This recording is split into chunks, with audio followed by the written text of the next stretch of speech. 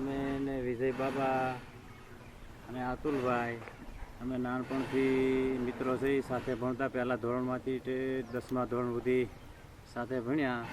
10માની પરીક્ષા સાવરકુંડલા આપવા ગયા.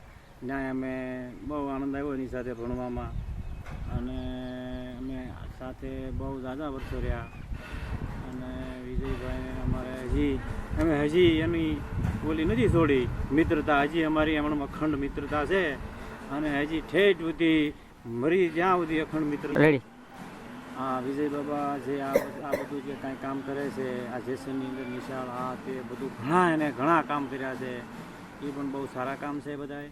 અને હજી પણ આ જેસનની અંદર એવા કામ કરે એવી મારી અંતરની અભ્યર્થના. અને એને ઘણા આવા કામ એને જે ઓલા કર્યા છે એ કરવાના છે. બાકી હજી ઘણા અધૂરા કામ છે જે બાકી છે એને કરવાના છે અને હજી કરશે કામ. અને આ બધું બહુ કામ કરે છે, બધા બહુ સારા કામ છે. આ તે બધું એનું બધું ઘણું એની બધી પેલી સાઈડ સારી છે. અને આ બધી નિહાળ એને આ બધી નિશાળ અને સલાહ આપણી આ નિશાળ બનાવી છે અને એના ફાર્મની અંદર છોકરાઓ ભણે છે, 800 છોકરાઓ ભણે છે અને બહુ સારું એને કાર્ય કર્યું છે. અને ગામ લોકો પણ તેને સારો આદર ને સત્કાર આપે છે.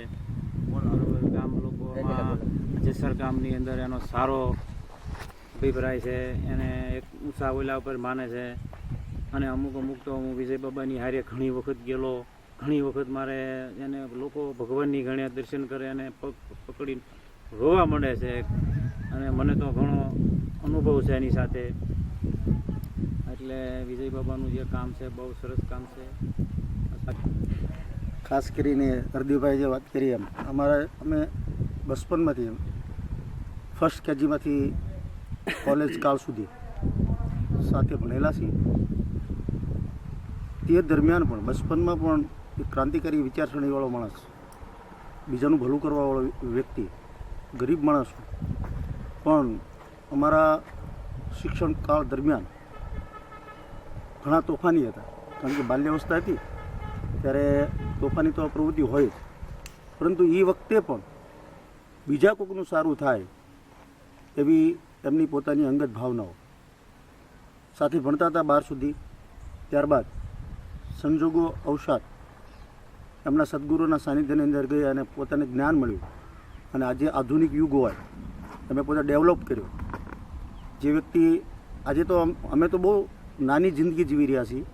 આજે અમારા મિત્ર કે બહુ સારા VIP વ્યક્તિઓ સાથે, પોતે મોટા ઉદ્યોગપતિઓ સાથે એનો કન્સર્ટ છે. જેમ કે હું પોતે હોસ્પિટલમાં એક સામાન્ય સર્વિસ કરું છું, પરંતુ એટલું બધું એને ડેવલપમેન્ટ કર્યું હોય, એટલું બધું આગળ વધી ગયો માણસ હોય, છતાં પણ એક નાના મિત્રતાને ભાવે, એક નાનો મિત્ર છે, ગરીબ વ્યક્તિ છે અને નાનો મારો મિત્ર છે એવી ભાવના સાથે હર વર્ષે જેસર આવે છે ત્યારે અમારી મુલાકાત લે છે, અમારા સુખ દુઃખમાં ભાગ લે છે.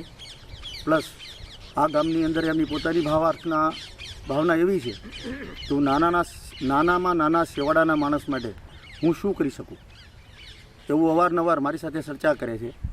ત્યારે હું એક નાના વ્યક્તિ તરીકે એમને ઘણીવાર ગાઈડન્સ આપું છું કે હોસ્પિટલ છે, સ્કૂલ છે, નાના બાળકોને સ્કોલરશિપ છે અને ભણવા માટેની ધગશ છે તો એને પ્રોત્સાહન કરવા.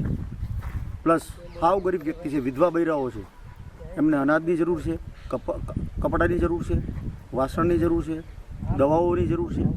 આ બધી મારી વાત એમના પોતાના મગજમાં ઉતારી અને ગ્રહણ કરી બધા જેસરની અંદર વિધવા બૈરાઓને પોતે સ્કીટ આપે છે. અને બધા ગરીબ બૈરાને દર વર્ષે હું પોતે વાલ્મીકી સમાજનો હોવા છતાં પણ ત્યાં આવે છે અને નાનામાં નાના માણસોનું સુખ દુઃખ પૂછે છે. બધાની વચ્ચે બેસી કે આજે પોતે બહુ સુખી અને સંપન્ન છે, પરંતુ આટલી બધી મોટાઈ નથી રાખતા. પણ સેવાડાના માણસની સાથે વાલ્મીકી સમાજ હોય, હરિજન સમાજ હોય, દેવી પૂજક સમાજ હોય, કોળી સમાજ હોય, એમના બૈરા વડીલો એની વચ્ચે બેસીને એના સુખ દુઃખની વાતો સાંભળે અને બને ત્યાં સુધી એને હેલ્પ કરવાની મદદ પણ કરે છે. આજે હું હોસ્પિટલની અંદર સર્વિસ કરું છું છતાં 2 વર્ષ પહેલાં મારી મુલાકાત લીધેલી, હું જૂનો મિત્ર છું, મિત્રના ભાવે મારી પાસે આવેલા.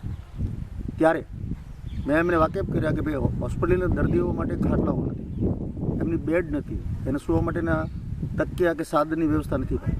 દવાની પણ બહારથી દવા ગરીબ માણસોને દેવામાં આવે છે કે જે આજે આ મોંઘવારીની અંદર દવાઓ પોષણ થાય એમ નથી. ત્યારે મારી વાત એને કાને ધરી રૂપિયા 3 થી 4 લાખ રૂપિયાની દવાઓ મોકલાવેલી છે. હોસ્પિટલમાં બેડ આપ્યા, ગાડલા આપ્યા. ત્યારબાદ પ્રસૂતા 40 ગામની ડિલિવરી પ્રસૂતા બૈરાઓ જેસર CSC એક સેન્ટરમાં 40 ગામની બૈરાઓ આવે છે. ત્યાં ડેઇલીની 4 થી 5 ડિલિવરી થાય છે. એમના તરફથી પરસાણા વિજય બાબા વિજયભાઈના તરફથી ગાયના ચોખા ઘીનો શીરો આપવામાં આવે છે. પ્લસ દવા ગરીબ માણસો હોય તો ન મળતી હોય અને પૈસા ન હોય તો પણ એમના કાકા થ્રુ બાબાના કાકા છે પથુ આતા કરી, એટલે હું ઘણીવાર એમ કહું છું તો એ દવાઓ પણ અપાવે છે.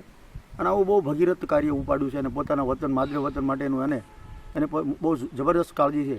તો ઈશ્વરની પાસે અમે એક મિત્ર તરીકે એવી અપેક્ષા રાખું કે અનંત એ માણસ આગળ વધે અને સુખી અને સંપન્ન બને ને જેસરને ઉપયોગી બને. બસ આવી ભાવના મારા મિત્ર તરીકે હું કેળવું છું.